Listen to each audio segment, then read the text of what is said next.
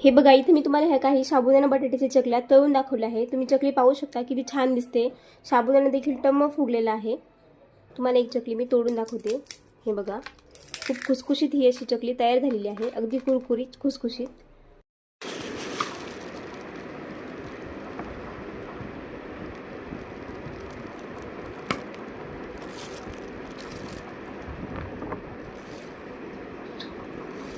साबुदाणा बटाट्याची चकली बनवण्यासाठी इथे मी अर्धा किलो साबुदाणा घेतला आहे 1 किलो बटाट्यासाठी.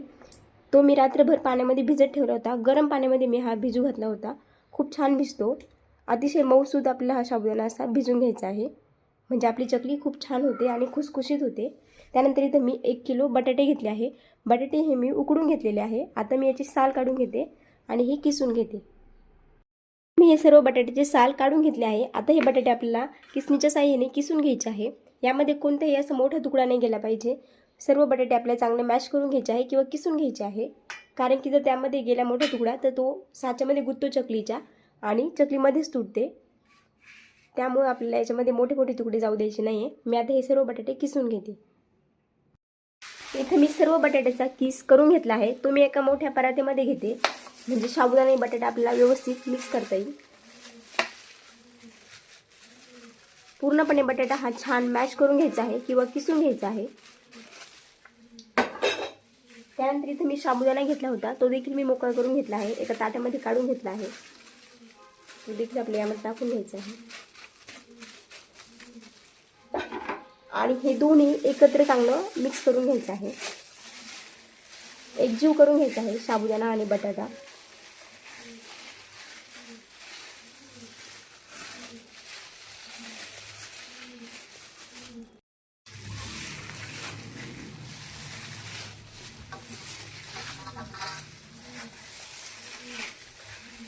या प्रकारे आपल्याला हा साबुदाणा सर्व असा मिक्स करून घ्यायचा आहे.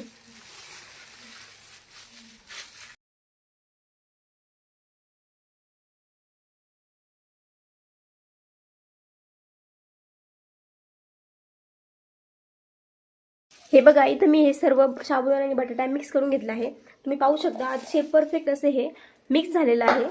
हे प्रमाण अगदी बरोबर आहे. 1 किलो बटाटा आणि अर्धा किलो साबुदाणा. त्यामध्ये मी इथं चवीनुसार मीठ टाकून घेते आणि इथं मी हे लाल मिरची पावडर घेतलेली आहे, लाल तिखट घेतला आहे. तुम्हाला हवं असल्यास तुम्ही इथं हिरवी मिरची बारीक करून टाकली तरीही चालेल, तुमच्या आवडीनुसार. लाल तिखट देखील तुम्हाला तुमच्या चवीनुसार टाकायचं आहे, तुम्हाला किती तिखट पाहिजे त्यानुसार. आणि हे पुन्हा मिक्स करायचं आहे. यामध्ये आपल्याला तेल वगैरे काहीच टाकायचं नाही, नाहीतर आपल्या चकलीचा थोड्या दिवसांनी वास येतो किंवा ती अशी कुरकुरीत राहत नाही. त्यामुळे आता हे मीठ आणि मिरची चांगली पुन्हा मिक्स करून घ्यायची आहे. पूर्ण पिठाला हे असं एकत्र करून घ्यायचं आहे.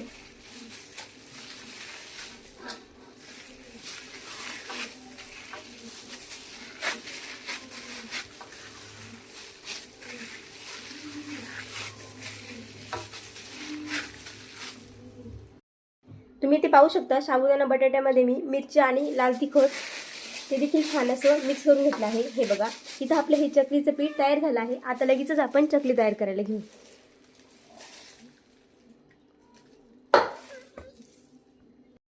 इथं मी या साच्याच्या साहाय्याने चकली इथं पाडून घेणार आहे. यामध्ये मी हे पीठ भरून घेते.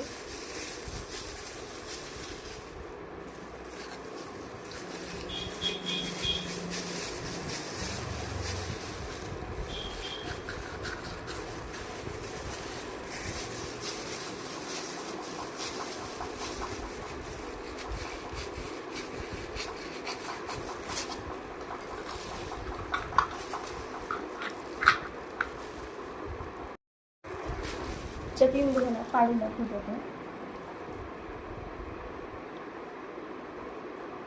तुम्ही पाहू शकता चकली कुठेही आपली तुटत नाही आहे. छोट्या छोट्या साईजचीच मी ती चकली तयार करून घेणार आहे.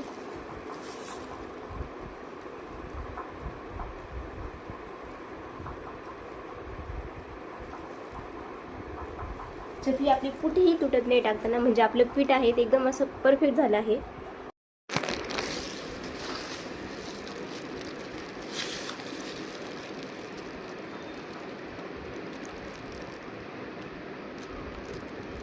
मग मी जवळून दाखवते.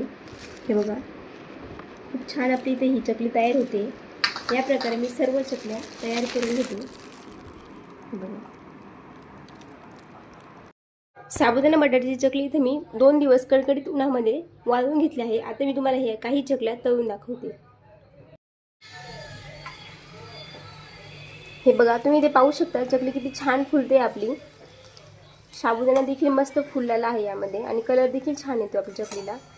हे बघा, खूप वेळ तेलात ठेवायचे नाही फक्त.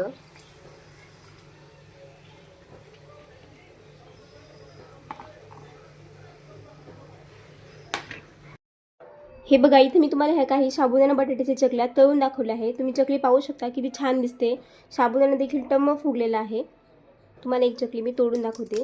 हे बघा, खूप खुसखुशीत ही अशी चकली तयार झालेली आहे, अगदी कुरकुरीत खुसखुशीत. हे बघा, एकदा या पद्धतीने ही चकली नक्की ट्राय करून बघा.